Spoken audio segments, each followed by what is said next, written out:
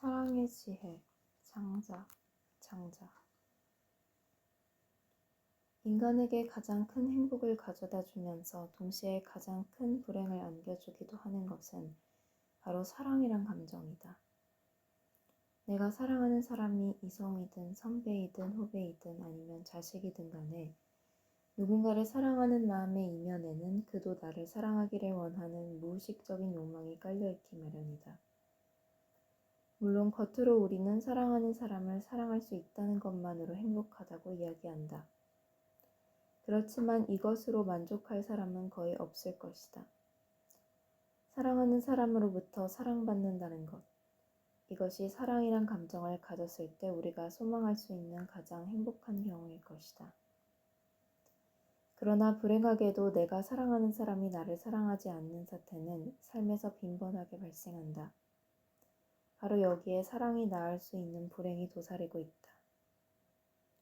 이 경우 우리는 그 사람을 사랑하게 된 것 자체를 신의 저주라도 되는 양 후회하게 된다. 그렇지만 사랑이란 감정이 낳을 수 있는 더 큰 불행이 있다. 누군가를 사랑할 때 그것이 상대방에게 행복을 안겨주지 못하고 오히려 불행을 선사하게 될 수도 있다. 장자라는 철학자가 중요한 이유도 바로 여기에 있다. 그는 사랑이 낳을 수 있는 가장 큰 불행의 직면에서 사랑하는 사람과의 소통을 꿈꾸고 있기 때문이다. 장자가 우리에게 주는 지혜를 배우기 위해서 먼저 바다새 이야기라고 불리는 다음 에피소드를 꼼꼼하게 읽어볼 필요가 있다. 너는 들어보지 못했느냐? 옛날 바다새가 노나라 서울 밖에 날아와 앉았다. 노나라 임금은 이 새를 친히 종묘 안으로 데리고 와 술을 권하고 아름다운 궁궐의 음악을 연주해주고 소와 돼지, 양을 잡아 대접하였다. 그러나 새는 어리둥절해하고 슬퍼하기만 할 뿐 고기 한 점 먹지 않고 술도 한 잔 마시지 않은 채 사흘 만에 결국 죽어버리고 말았다. 이것은 자기와 같은 사람을 기르는 방법으로 새를 기른 것이지 새를 기르는 방법으로 새를 기른 것이 아니다. 장자, 지락.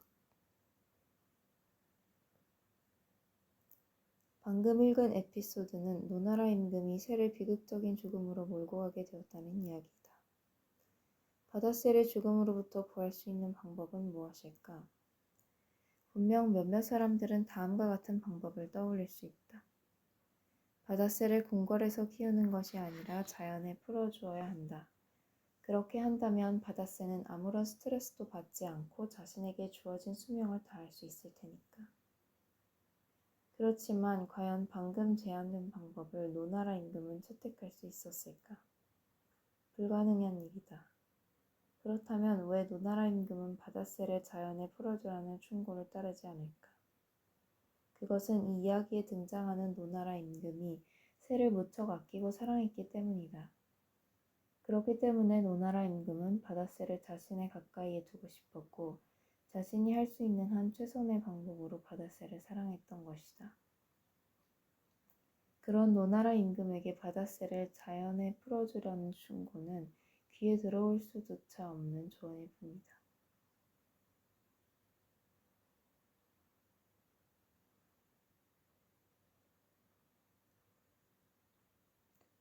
처음 읽을 때 바다새 이야기는 아주 단순한 이야기처럼 보인다.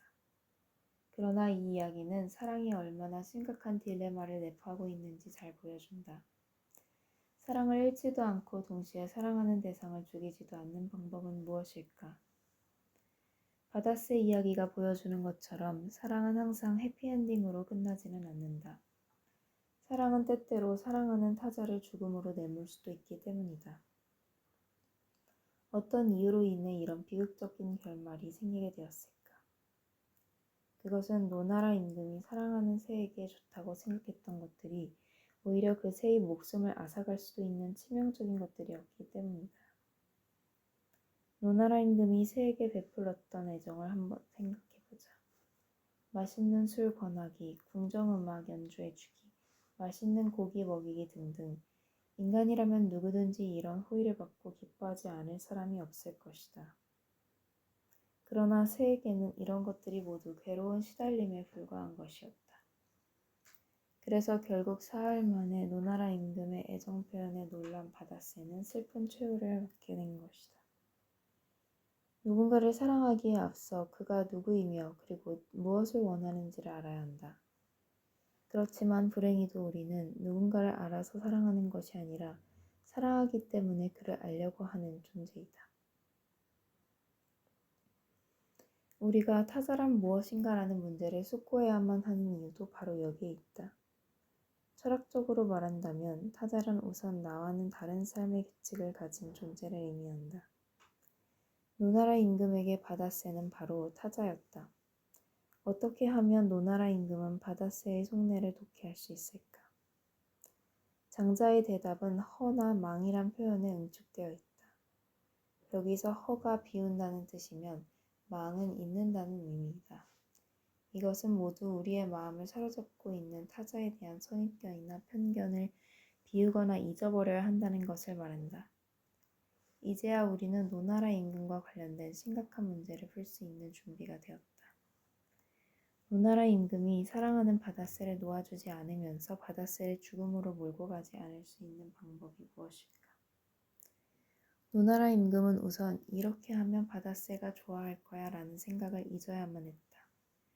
오직 그럴 때에만 노나라 임금은 바다새가 던지는 암호들을 섬세하게 읽어낼 수 있는 마음을 갖출 수 있기 때문이다. 소통이란 단어를 많이 들어봤을 것이다. 흔히 소통이란 의사소통을 상징하는 커뮤니케이션의 번역어 정도로 이해되고 있다. 그렇지만 트다라는 뜻의 소와 연결하다는 뜻의 통이란 글자로 구성되어 있는 소통이란 개념은 더 심오한 의미를 가지고 있다. 소통은 구체적으로 막혔던 것을 터서 물과 같은 것이 잘 흐르도록 하는 작용을 나타내는 개념이기 때문이다. 그래서 통이라는 개념보다 소라는 개념이 더 중요하다고 하겠다. 막혔던 것을 터버리지 않는다면 물과 같은 것이 흐를 수 없다.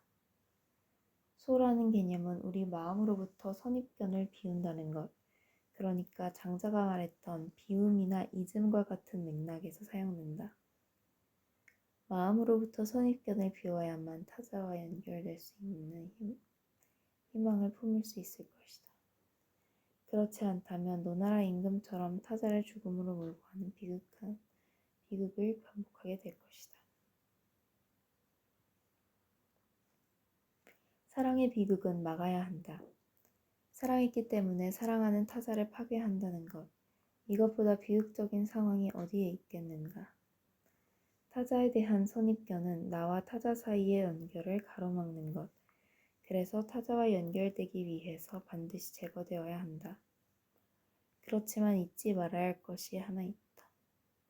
그것은 마음을 비운다고 해서 타자와의 소통이 저절로 이루어지는 것은 아니라는 점이다. 나 자신의 마음을 비운다는 것은 타자와 소통하기 위한 필요 조건일 뿐 충분 조건은 아니기 때문이다. 오직 우리는 자신이 할 수 있는 것, 즉 타자에 대한 선입견을 비우는 데 최선을 다할 수 있을 뿐이다. 그리고 기다려야 한다. 사랑하는 타자가 나의 수줍은 손을 잡아주기를. 아직도 2000년 전 중국 대륙에 살았던 장자라는 철학자의 목소리가 우리의 마음을 울리는 것도 다 이유가 있는 셈이다. 타자를 사랑할 때 사랑하는 마음을 제외한 일체의 마음을 비워야 한다. 오직 비어있는 잠만이 술이 가득 차기를 희망할 수 있기 때문이다.